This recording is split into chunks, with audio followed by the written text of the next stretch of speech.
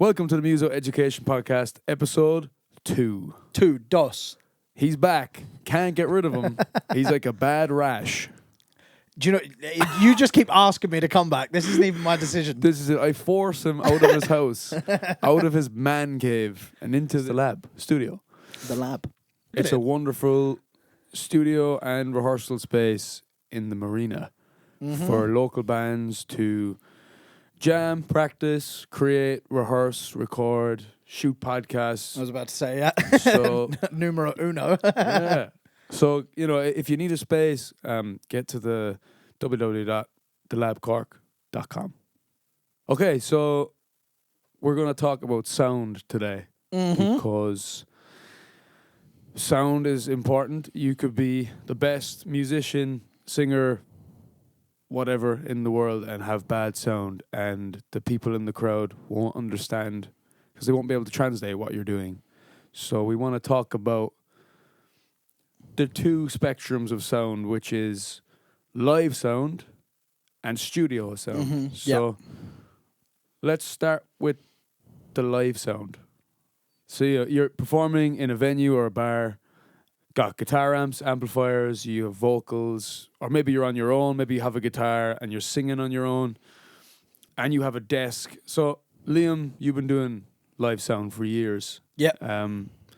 Liam, you trained sound in Costa Stefan Nefa. I did indeed. I did studio and live, but I feel like I was more attracted. I love the studio. I love messing around the studio. But live, I always felt like I was more I gravitated more towards the live sound. What would you say are the 3 key components to good live sound? Like just really broad terms, like if singular word, 3 broad terms of good live sound. What, like for everybody, like what are the 3 main topics? Okay, so the first is decent gear. And when I say decent gear, I don't mean like you have to go and spend thousands. Like, I guarantee you used one of these, right? Like, so today when you do live sound, you have your gain that you set for your microphone to bring the level up. So you're adding, level to bring your sound source, which is small, up to the level you want it.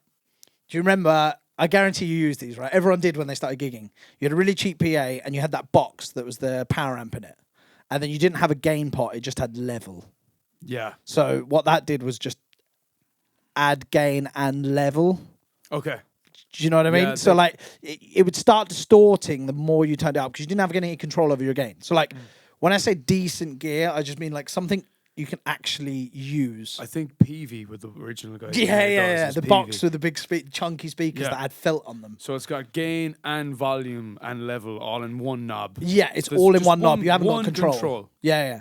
Okay. Whereas, on an actual nice. desk. That can be nice though if you know how to use it tamely. Yeah, but I feel like if just having just a little desk, like you can get decent sound out of a little desk that might be £100. Yeah. If you just had a gain pot so you can set your gain, check, with the PFL button, check your level, and then actually push the fader. Just those 2 bits. So you're talking about we're talking about gear, good gear, simplifying. Yeah, good gear. not expensive, but just not dirt cheap. Just something something with gain control and level control. Yeah. So that you can balance both. Yeah, and essentially gain is to like optimize clipping, isn't it? You don't want things to distort and yeah, feed. exactly. So use that as like your harmonic spectrum. Yeah.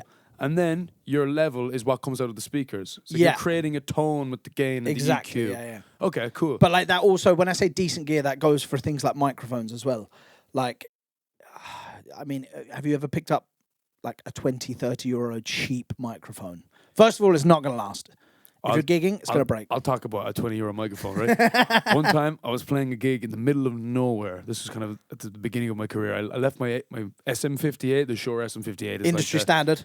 Yeah, they're like €100. €5 microphone. Reasonably good, like great mic. But I forgot my mic. Basically, all I had in the car was a 15 euro mic from Deals.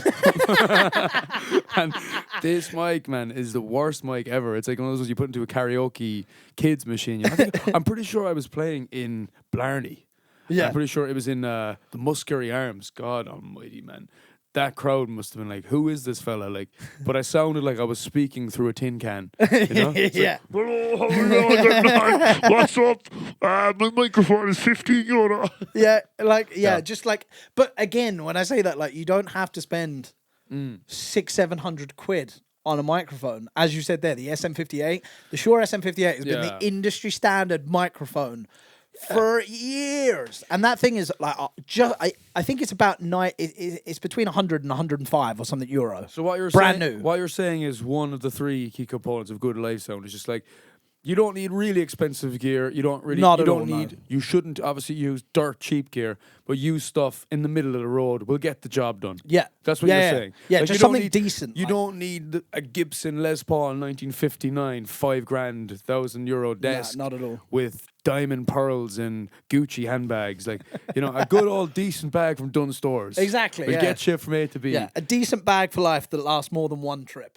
So we've spoken about one of the three key components, you know, middle of the road equipment for you. That would be what about the second one? Communication. Okay, what improves in communication from a band's perspective? You're in the band and you are struggling with your sound. What do you do to improve the situation? So to Yeah. get into that, I'll give you an example. So I was asked to do sound. I won't say who, but I was asked to do sound for a band. They were doing a wedding a couple of years ago, and the whole band ran in-ears. Cool. And I was doing the sound. Sounded great out front. I thought it was good, nice and loud, punchy. Everyone was dancing, but the band weren't happy. Okay. They were just like, it sounds terrible. Okay. My in-ears are really bad. And I said, okay, what's wrong with them? Give me some directions, you know?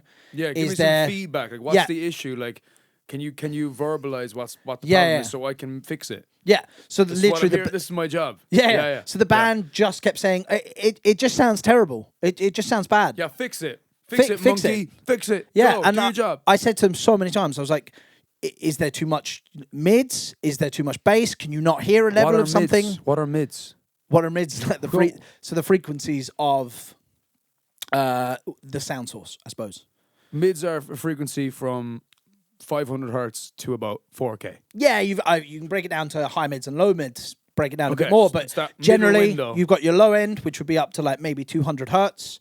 Then you've got your mids, which would be up to like 800 hertz, and then you're starting to talk on your high end, and your higher frequencies. It's bass up to 200, low mids 200 to like 800. Yeah. High mids are, let's say, 800 to like 3.5K, 4K, and then you're getting to treble, which is sibilance from 4K up.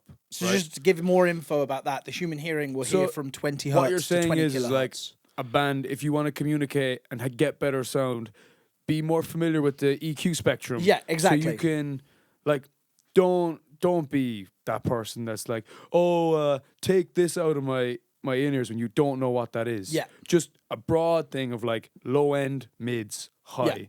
That's like, I think enough. and right? and learn what sounds good on the instruments. So like the human voice is around 1 to 2 kilohertz, 1 to 2,000 hertz, right?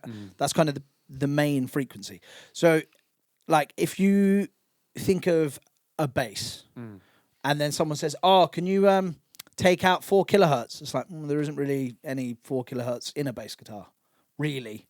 Do you know, the main frequencies are much lower. Yeah. So kind of learn what frequencies suit a kick drum and what suits a snare and a guitar and what kind of tone you're going for on that guitar. Like you'll have it when you're setting up your guitar and be like, it's a bit top heavy, like a bit high, bit too much high end. You'll pull it back a little bit. Same thing for monitors and things like that. And doing live sound. Learn what sounds good. Yeah. With what frequencies and what frequencies it should be using. Yes, like what you're saying is like there's common frequency issues or solutions for each instrument in a harmonic region. Yeah. It's like a kick drum has its world.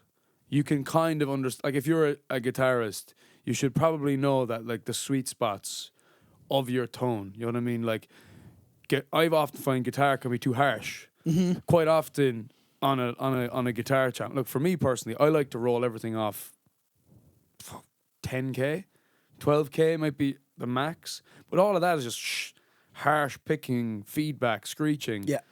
that's nice from the amp, but you don't want that coming through a massive PA system. Depending on the style, it depending on the also goes to style. the style of music. Yeah, exactly. So that's so far the two key components is like adequate equipment, like middle of the road stuff is suffice. Understanding EQ and communicating that effectively, intelligently, and maybe learning your harmonic spectrum a bit better just for your part of the gig. You know what I mean? And also understanding other people's harmonic instruments is good, because then you can go out and you can give direction to the drummer, being like, "Oh, I think your snare is a bit bass heavy, or your toms are ringing out around the mids." Yeah. So I mean, a good page to check out for all that stuff. Graham Cochran has a whole page and website that has free videos about EQ. Oh, really? Called The Recording Revolution. Really handy. But you could apply that. He gives you a free EQ checklist PDF, Like a cheat sheet. Cheat sheet for everything. Super handy. So I've used it before. I still do now. Yeah. I think I did a gig a couple of weeks ago and there was an accordion, and I hadn't done live sound with an accordion. Yeah. I did it like years ago, but it had been a long time. And I was kind of thinking like, what's actually kind of, I mean, you can use your ears. Once you get used to it, you use your ears. But I was just out of curiosity. I was like, what's good kind of frequency for it? But so like communication's a big one. Just kind of learn little bits and pieces to help effectively communicate what you're hearing and what you want to push and pull back. From the musician's perspective, like that's a really solid bit of advice and a really good thing to understand. So you got gear, communication. What's the third component? And there's probably 10 things you could talk about here to improve the situation. Loads. But what's a really bog standard one? Don't think you know everything. Do you know? This is more down to ego, isn't it? I remember years ago I was doing sound for a band that it was a wedding band I used to do sound for, and I was in a bar, and in the space of 30 seconds, I had a woman come up to me and say, the bass is too loud, you need to turn the bass down. I know what I'm talking about. I used to be a wedding singer. That is the most common thing from any bar owner or member of the audience. The first thing they'll say, "Can you turn the bass down?" It's like, there's actually no bass guitars on this gig. That's actually just a bass. That's an electric guitar. Yeah, but then it's the first thing they complain about. Yeah, but then literally within a minute, and a guy came up to me and was like, "I didn't do anything." I was like, "Yeah, no problem," and I didn't do anything. Yeah, and then within a minute, a guy came up to me and was like, "Bass is kind of quiet. Can you turn up the bass?" So I've had two completely different things from different people. Wow. You know, but well, these just randos these are just in the crowd, people in the bar. Yeah. Okay. Yeah. But fake it. do you know what? As well, learn about routing.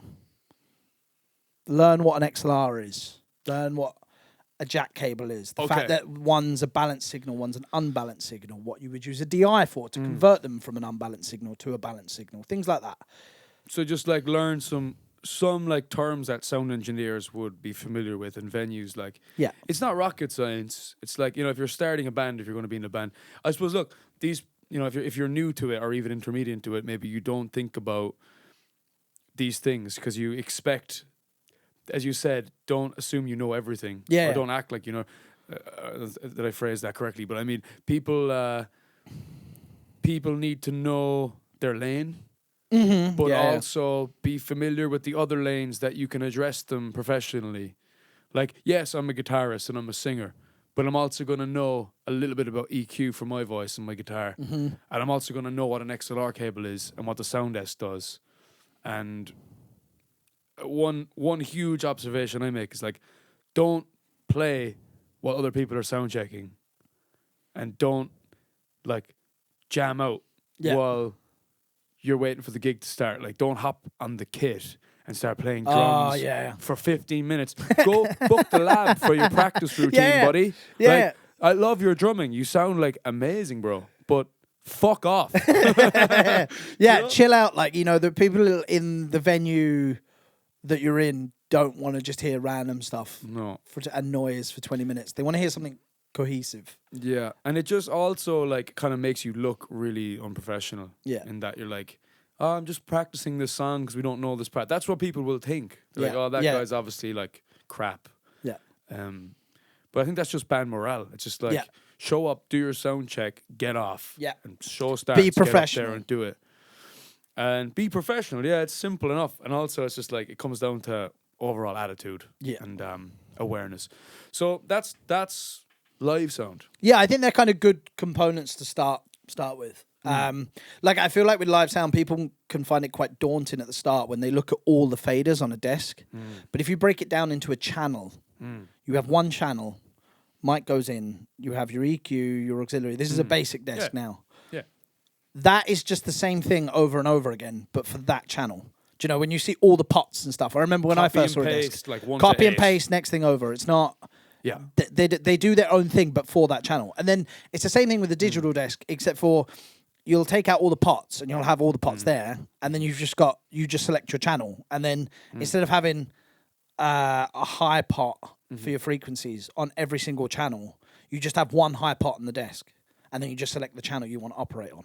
Do you know? Yes. So Yes. I think going from analog to digital is a bit weird for a lot of people because of the lack of faders. But then, or not the faders, but a lack of pots and knobs and things. For any kind of like maybe intermediate musicians, almost too advanced, they're more. You're better off sticking to analog for the beginning. For the beginning, get I to- would recommend so analog. You get to grips with the terminology like Yeah. EQ, auxiliary channels, setting up monitor sends, and you have a physical knob to understand what that does. You can literally feel it and hear it in real time.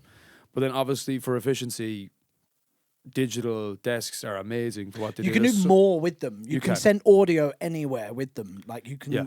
copy and paste a channel, the settings straight away. You can save scenes so that when you arrive to a venue, like say we played in a bar, we did our own sound, we had a digital desk. We can save those settings. So next time we're there, there isn't, I mean, you should still check everything. You would line check and then actually check everything. But you could turn up and go, oh, this bar that we played there 6 months ago. There's the settings, done. It can help a lot. One thing I notice, and I was there myself, I did it for a long time. Like I've been playing in bands since I was like 14, maybe 30. That's half my life. I'm 28.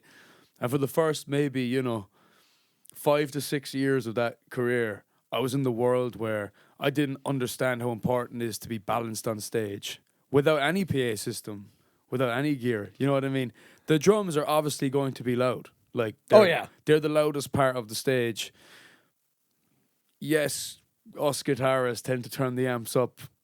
I've been there, and I still be there. From sometimes. a live sound engineer point of view, that happens all the time. Yeah, That actually is another thing as well, right? When you sound check, play how you're going to play at the gig. Yes, great call. And like the thing is about vocalists as well. It's like this is what wrecks my head, right? Go This on. wrecks my head. You get to a gig, someone's like sound checking, they're all like 1, 2. Yeah, all the time. That sounds really nice. Yeah. Yeah. It's like sing like hey. If you're gonna sing like that, Yeah, the gig starts and they're just like, so you're like this, right? And then the engineer has turned you up loads, and then when you start singing, you get feedback. yeah. And the first thing you hear is it's like that's because you didn't sound check at the volume you're going to perform at. I think that's a huge Yeah, and it's the huge same. element. It happens with guitarists all the time. They'll gradually turn the amp up all the way through, and then it happens with drums where you sound check it and they're kind of like, Yeah. and then they play No. and they're thrashing everything. You're like, 100%. I like that's a huge issue, and I also think maybe the hardest one to get right is the bassist because of the sound perception thing. Like bass Do you mean amps, how bass travels? Like bass yeah. travels, proximity, that whole psychoacoustics thing. If you stand right in front of a bass amp while you're playing it, it seems quieter, but when you're 10 meters away, it's loud. Yeah. And it fills the room, and you don't think about it. So I often see bass players, and they're the loudest thing in the room by like a mile. Yeah. And they're standing there like on stage, and it feels really quiet to them. They're digging in even more because like that's the thing. It's like you've got to have your bass. I think it's depends where you're playing again, but have your bass tone from the amp, possibly more emphasize on the high mids. Yeah. Have a Yeah, nice, for sure. have a nice plucky.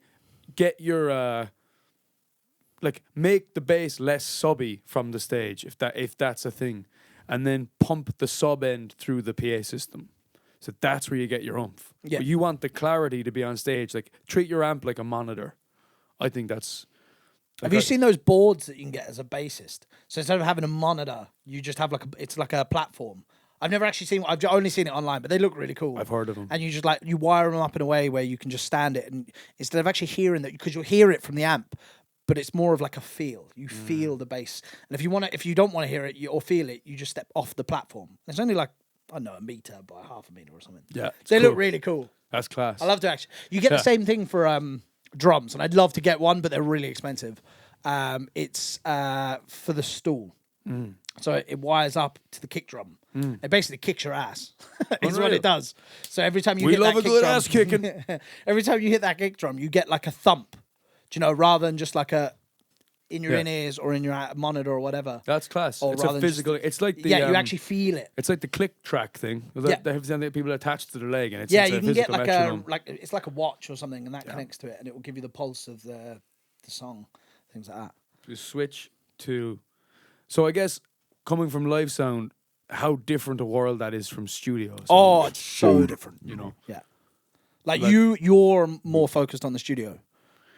Well, I've done more work, say, recording, well, my voice and other people's voices and instruments and rigging things for recording. And I guess I started mostly with electronic music when I was in college, with samples and using loops from like online platforms like Splice and Loop Loft and, you know, like different websites. And you have to manipulate these tracks in a different way. You know, these tracks are already processed and they sound good, and you're trying to create a space in a space. You know what I mean? So like a huge thing with studio production is like overusing reverb.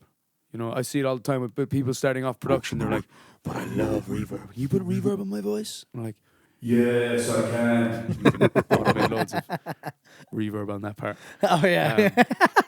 Yes, you can. You know, but the reverb is the first thing like someone will do. They'll record their voice and their guitar, and then they'll just stick a massive reverb plug in. And I was like, "Oh, that sounds class." And it's so problematic because it just drowns out the entire frequency spectrum. Yeah. So the trick with reverb and creating space, like what I like to do is like when I have a guitar or it depends on the song, but I will boss like a room emulation from each track, and it's almost like all of the channels are being sent into this space. And when you say bus, you mean send it's like an auxiliary, like a monitor send to an effect. Yeah. I think that's a really useful tool. The creating space and not overusing reverb. I think that's a huge part.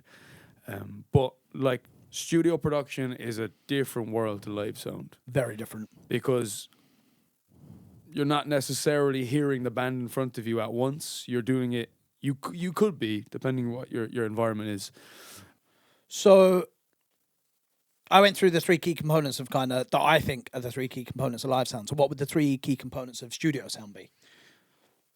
Yeah, I mean, similar answer to your first component of like middle of the road gear. Like, it doesn't have to be expensive. I think so, and even the pros will say this. Like, you know what I mean? Like, you don't need you could probably spend £100 on a mic, €100 on interface. Use the laptop you already have. Have an XLR cable and a good set of headphones. What was it I said to you the other day? The SM57. Again, €100 microphone. Yeah.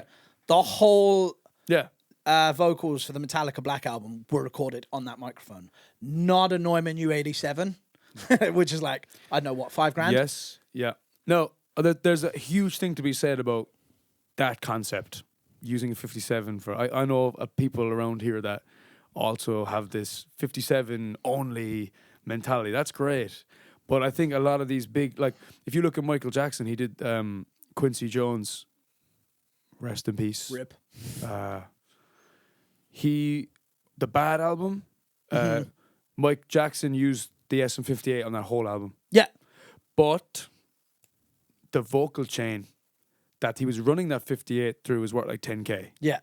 So you got, the high-end preamps to high-end compressors with probably a digital rack reverb and nice, LA2 compressors. I'm not sure of the entire thing, but that's the thing. You have a cheap mic going through expensive hardware.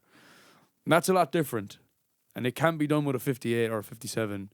But just be wary that a 57 doesn't have the clarity in the top end that a condenser, No, not at all. Yeah. you know. But it's a good argument to have. I mean, it's definitely possible that you can do your recording with a 57 and then reamp it through hardware later if you wanted to. You know what I mean? If you wanted to do that route. Just to go back there, when you say condenser, just to give a bit of context for some people that might not know, you have different types of microphones. So these ones we're actually using today, like in the last episode, we both used condenser microphones. They need extra gain, extra push to kind of get them up to level. Now they might be a bit more clarity in a condenser, as you mentioned. So they need like an extra 48 volts that you would give with phantom power from your interface, or you might have, another source. Whereas these are dynamic mics. Well, what the difference? Like a good condenser will have a wider frequency spectrum, so to be able to record like from 16K up to like 25 kilohertz to 20,000. Yeah. So like that means that when you go to edit the audio or mix the audio using plugins or whatever, you have more control. So I guess that's the advantage of putting a cheap mic through expensive hardware. That expensive hardware compresses and adds frequencies to that mic. So yeah, middle of the road equipment, like Bear Dynamic headphones, like 150 quid. I'm really liking SE Electronic stuff at the moment. I think it's great quality and it sounds really good. Like, so an SM58 is the industry standard. I feel like they came out with these SE Electronics V7s. Yeah. I think they sound great. I think they're really good for live because you get a little bit less bleed than you would a 58. Just a little bit. We've used them on gigs and they're brilliant. I think they sound lovely, yeah. And they're robust, like they're strong too. Good. You know? And they're about the same price as a 58. I think there's a couple of euro difference, like a $5 or something. But I think they look great. Price and of they a bag sound of great. chips difference, boy. Fucking burger now. A pint? Price of a pint, difference of a short one, SE. I do have it now. Christ almighty, using the SE Electronics. So your first point is basically the same as my point, middle of the road gear. It doesn't have to be crazy expensive. You can get started. You can start recording with pretty cheap gear. Yeah. The second one I would say that's more important than studio sound and studio mixing is the performance. Like I think so many people fall into the trap of, especially with all the like fancy faders and the DAW and the fancy reverbs and plugins, you lose essence of what you're doing. You know what I mean? Like it comes down to, what is the song? Is it a good song? Can you play it well? Can you keep in time with a metronome? Do you understand the chords? Can you communicate with the band? Like, do you want to layer the track one by one, or do you want to perform it as a group? I think these are all things that are way more important to think about before you ever consider booking a studio or buying this gear. It's like, what does it sound like off the microphone on your phone? Like, what does it sound like just on camera? How does it resonate with you, and how does it resonate with the audience? Is it worth recording? And I think, because we're starting to write some music at the moment, we should play this music live first. More. Yeah. Then just go in here and record it. Yeah. Book a show and trial it out in a venue and see what works. In saying that, I do think it can be handy to record some things, listen back to it and go, I'm not a big fan. Because I feel like when you're playing it, you can maybe get a little bit lost. Whereas if you can record it and sit back and listen to it and be like, well, that doesn't work. Let's try this. So you're talking about using studio equipment to enhance your performance in the long run. Yeah, I feel like you can anyway. Yeah, it's good if you're able to. You know, a lot of bands wouldn't have skills in production or have access to the gear that we've kind of collected over the years. You know, but it's definitely worth thinking about getting into production for the ability to improve your performance in the long run. Yeah. So yeah, like middle of the road gear, focus on performance, focus on your musicianship first. Okay, point three. Point three about studio sound. Referencing is a massive one when you're mixing. Something that I'm trying to get more into the habit of. If I'm making a track, I would download maybe 3 songs that I think my track is like a similar vibe to, you know? Like if I'm making a rock song and there's like elements of the Foo Fighters, or there's elements of Nothing But Thieves, and then maybe the vocals is like, you know, the 1975, I'll download 3 of them, bring them into my session, And maybe I'd also, if I was from the artist point of view, I would send these songs to the producer and be like, I want the drums to be like this. And then they hear that, and then they might be like, oh, like, I'm going to listen to other songs in this playlist, drop these into my DAW, and like you balance the drums to that mix. Good hack would be to bring those tracks in and bring the volume down, because those tracks are going to be mastered and you're in a mix. Bring them down a little bit, and then just mute them. And as you're making the drums, just, solo them every so often to hear where the drums are sitting in that mix. Yeah. Drums and vocals, I believe, are the last thing people get right and the hardest thing to master. There's obviously tricks and hacks along the way you can study, but if you can get the vocal sound quality exactly the way you want it, everything else should work. And if you can get the drum sounding right, then everything else should. Drums are hard, man. Like, I'm a drummer. They are harder to record. You need more. You don't need more mics, but like. Yes, like, but we recently recorded drums with pretty minimal equipment and like basic equipment. We weren't using anything fancy. Pretty like industry standard mics, middle of the road, if not below middle of the road. Interface. I think the most expensive mic I used when we recorded the drums that day was like my kick drum mic, which was like, again, SE Electronics, but it was $290. Yeah, but they're cheap. Yeah, but like we got a good sound. But when I was mixing that, a huge part of it was the parallel compression. So like the drums on their own, like when you record drums, obviously, like this is probably for another podcast, another lesson, but drums can sound quite thin when you mix them. But if you can get the right parallel compression, crank the parallel and just blend it with the original drum group, you can get some really punchy drums. And then use automation with that as well. So automate your drums, like automate the snare, automate the overheads, automate. Obviously we're getting into the details now with like gating things, but for sections, after you've done the performance and the performance is good, then you can I'm going to bring the snare down like 2 dB for the verses, and then I'm going to shoot it up for the. So yeah, and that's your automation. That's the automation. Taking the actual raw file and programming it to turn down the volume or turn up an effect or open the gate, close the gate, things like that. That's all automation. It's good, yeah. So yeah, I would say. I feel like people don't really realize that a lot. I feel like when they hear a song, they think that's exactly how it was recorded, and there's no processing done after that.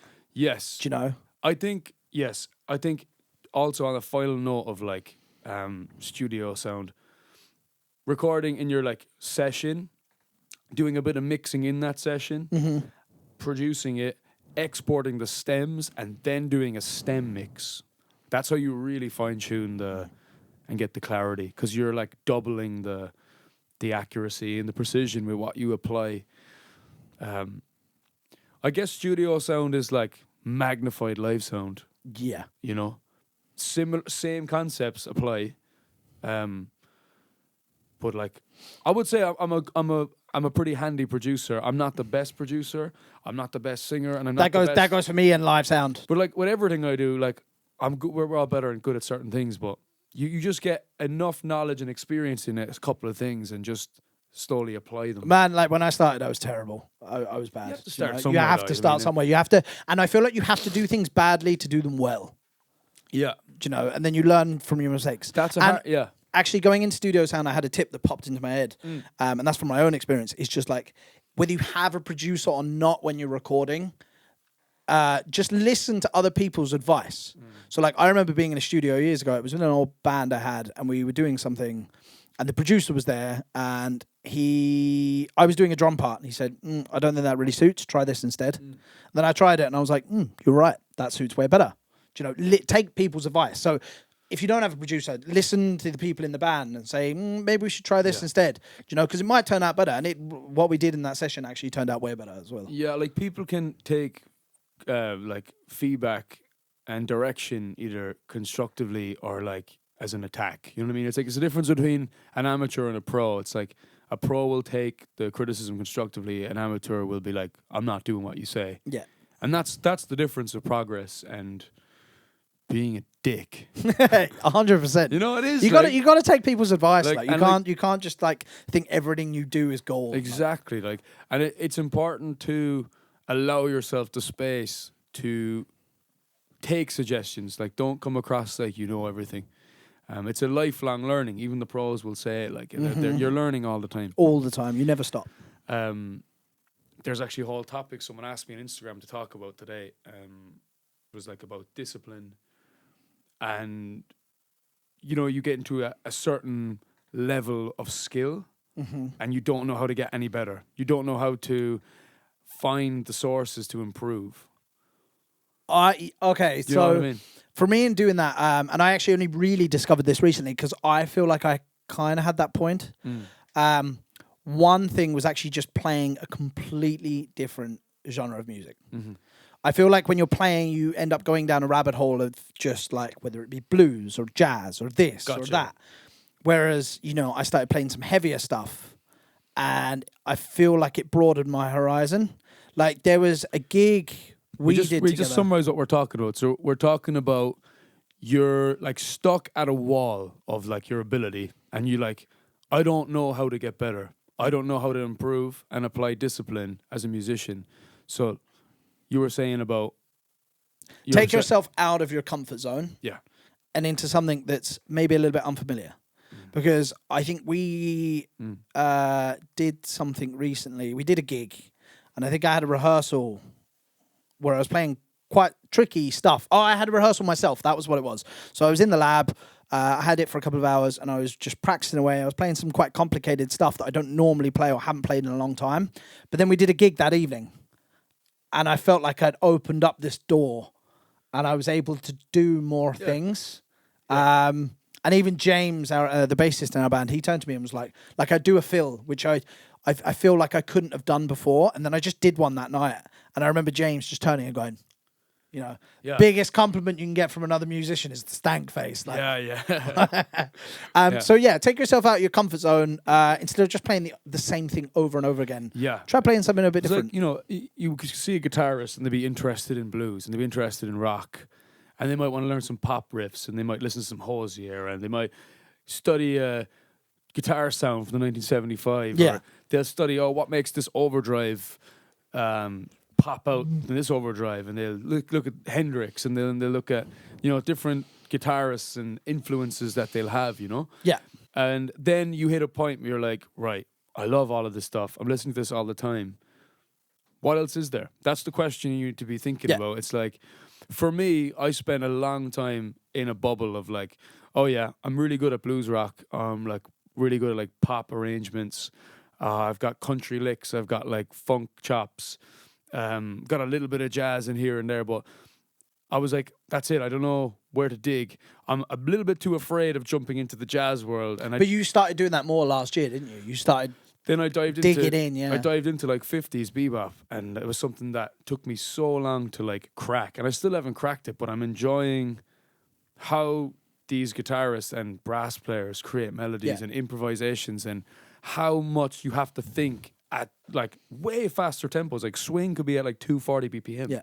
Like most music we play is like 90 to 120, like or whatever. And I like when you say that you haven't cracked it, I'm not saying you need to crack it. No. But just dive into it a bit. Start listening to things that you don't normally listen to. Start trying to play along. And if you're stuck in a rut of like you don't want to practice, you're not enjoying practicing, in that moment, put on something you're familiar with. Put on a record that you love to play, like if you loved Jimi Hendrix growing up, play along with that for like an hour, or chuck on your headphones and jam. And I think it's important to play while you're doing it because that opens you up. Yeah, there's pros and cons, but that'd be one thing. Yeah, because everyone has their influences. Yeah. Everyone has their influences. Why they got into music, why they're doing it, what they like to listen to, what they like to play. And it's always good to just get away from that a little bit, I think. It is. And I think people become too comfortable in a bubble and they stay there for too long. Yeah. And then you become stagnant. So that would be the advice, is like dive into another world of music for like a couple of weeks. Yeah. And don't disregard what you've done up till then. That was all there for you to move through. Like you see like great artists, like they'll make different style albums. Oh yeah, for sure. Like I think Sting is probably one of the best diverse artists. Like the new wave rock thing. He's had his folk albums. He's done like collaborations with like Shaggy. You know, like it's class how an artist can just like, you know, or like John Mayer is great because like he has his blues thing, and then he also collaborates like pop artists quite often. Like you'll just see like some acts like featuring John Mayer. Yeah. It's like what? I'll get a lot of stick for this, but like you know the guy that I really enjoy, Charlie Simpson. Yeah. Like he's done loads of things, and people might not know who he is, but He's a singer from he's the main guy in Busted, really, Busted, the tall main the tall singer. guy. Yeah, and like I get flack for this all the time, and then when I say that, I've been to the year 3000. and that was what he did when he was like a teenager. He was young then, but How old was he when he wrote that? Like, must have been, like, late teens, that is mid to late teens. Like I think he joined when he was like crazy. 16 or something, but. Then he left Busted and he did this band called Fight Star that I absolutely loved. Like they were my band when I was a teenager, and I was lucky enough. They've been on hiatus for like 10 years now, but I was lucky enough that they just decided to do a one-off gig earlier in the year, and it was in Wembley, OVO Arena in Wembley in London. I went to it. It was sick. I felt like the nostalgia of that gig was Yeah. unbelievable. Yeah. But he did that, and that is quite some heavy stuff. Like their influences would be a lot of like Deftones and things like that. So it could be quite dark, but very melodic and things like that. And then, like when they went on their hiatus, he just did like 2 or 3 folk albums. Yeah. And you're like, what? Where did this come from? Yeah. And I went to see him in Dublin do the folk stuff, and it was great. I really enjoyed it. Cool. And now he's back with Busted, but he's doing the Busted pop thing again. But I've seen some of the videos of their performances, and he's starting to incorporate some of that harder, heavier rock stuff from the Fight Star days into the Busted stuff, which is kind of cool. Yeah. But he has he does loads of different Yeah. genres. But that's the thing. It's good to be diverse, you know? Yeah. Like one artist I love that, well, they're kind of just one thing from what I know them, but it's like that, as you said, it's kind of like modern folk pop, medium build, like literally just played in DeBarra's like 2 nights ago or something. And he's like collaborated with like Holly Humberstone. Cool. Who else did he collaborate with? Julian Baker. Like, yeah, he's a song, I think it's Never Learned How to Dance. But it's just like so well crafted pop. And it's like interesting enough that it's not like bubblegum. That whole like, you know, it's like tasteful pop music. Yeah. Tastefully. Same with like Phoebe Bridgers or like any of these kind of like mellow indie folk acts, you know? Like Charlie would have, I think his albums are quite similar to that. It's just really good. I think it's a really, really like nice genre of music to get into, because it has enough musicality and intricacy to be interesting, but then the melodies and the vocals are very pop and accessible for anybody. So it's just good music. But yeah, like, look, there's a huge, like, I go through different waves of influences. Like, I loved Afrobeat for the whole summer. Yeah. Like, it's literally all I listened to was like Ashaki, O'Deal. If you, I like nearly got to Thames. the point and I was like, if he sends me one more Afrobeat song. Yeah, but like, I was just on a vibe with it. I love the how sparse the production is. For me, it was more of a production thing, and how much of a, like, you can dance to all of it. Like, to be honest, the weather was great in the summer. I went on a load of holidays. Yeah, you did. I was loving Afrobeat, and yeah, it was good for me. It influenced a lot of my music over the last like 6 months. But now I'm going back more towards like indie again. But I'm finding that the hooks I absorbed from Afrobeat is now improving my indie music. Like the way they use melodies, the guitar parts are influencing the indie music. Yeah. The studying jazz has influenced the way I approach composing a melody for a song. I'm thinking more about the accuracy of my playing. So like everything comes around full circle. Like you said, like Charlie Simpson has his folk album and he blends the Fight Star thing in. Yeah. Yeah. Yeah, he's starting to incorporate that more, and I think you can do that with loads of different things. It's unreal to see influences unravel, and it's a journey. You know what I mean? People are often like, "Oh, I'm not getting any better," but that's the trick, as you said. Go to a different style of music for a while, and it will come back around. Like music is always going in like a loop. Yeah. You know, Like I do, and I have done for a while, a couple of different tribute bands, right?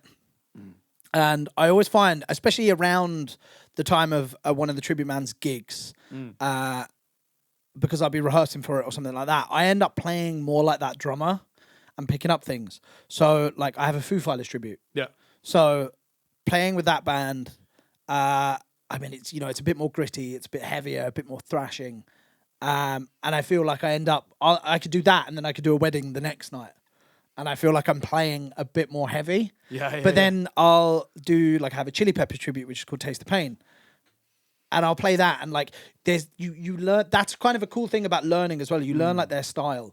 So like Chad Smith from the Chili's, like he'll hit the hi-hat a lot with his foot. You know, have you ever noticed that? Yeah. So he's got that kind of going with his foot a lot, and he plays a bit more funky. Yeah. And I'll play like that for a gig, and then say I could do a wedding the next night, and I'm just playing a bit more funky and stuff. And you just kind of embody the player a little bit more. So it might be the same song, but I'm changing the feel ever so slightly because I'm playing like a different player. Of course. Yeah.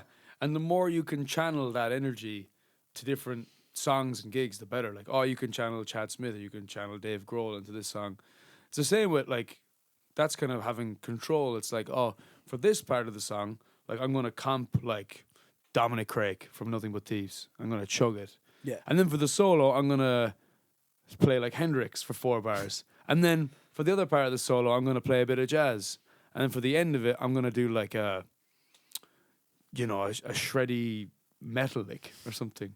But like kind of have intelligently blend them and be like really committed to doing each thing. Yeah. And not just like it comes out. It's like you have the control and the decision to be like 4 bars ahead now, I'm thinking ahead and I'm going to deliver this melody. And then I know when I finish that, I'm going to come back to this. And then you're also counting like, okay, I've got 16 bars left of the solo. When's my peak? When's the climax? Am I going to climax it, or am I going to fade down? And then my body language, is that going to tell the rest of the band to come down? Or am I staying up? It's like having... One of the nicest solos I've ever heard that I feel like tells a story is Tedeschi Trucks Band. Midnight in Harlem. Midnight in Harlem. The solo in that, man, that solo Trucks. is... Derek Trucks, man.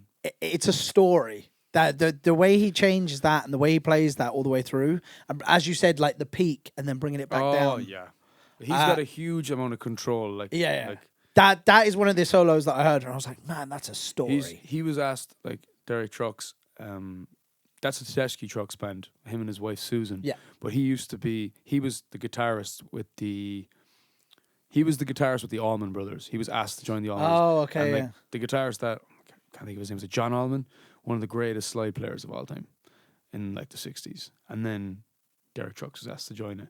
So he had years of learning, like growing up with best slide playing. Like a person like that is playing since like 6 years old. He has to. Yeah. But the way he's using his volume knob, he treats the slide guitar playing is really vocal. Yeah. And you're using the runoffs, the pentatonic licks. You're using dynamic. It's super expressive. That's why when you hear him play, it's like someone speaking to you. It's like a violin. Yeah, it's crazy. It's like a woman like expressing everything. It's amazing. Yeah, that is one of the greatest solos. Yeah, it's weird. I can almost picture the story. One of my favorite solos is the guitar riff from DJ Khaled. Another one. We're the best music. Another one. Did you see that video of him with the acoustic? Was it? He got sent a guitar. Was it a Bob Marley limited edition or something? Yeah. And they went there and presented Taylor, it. Bob Dylan. He was just like, didn't tune it, didn't fucking even. Didn't play any chords. He just ring. He just kept like hitting it. That's how you play. Yeah, he's the king of music, king of rock and roll, bro. Just beat the shit out of things. So in the last episode we did a weird encounter. We were talking about like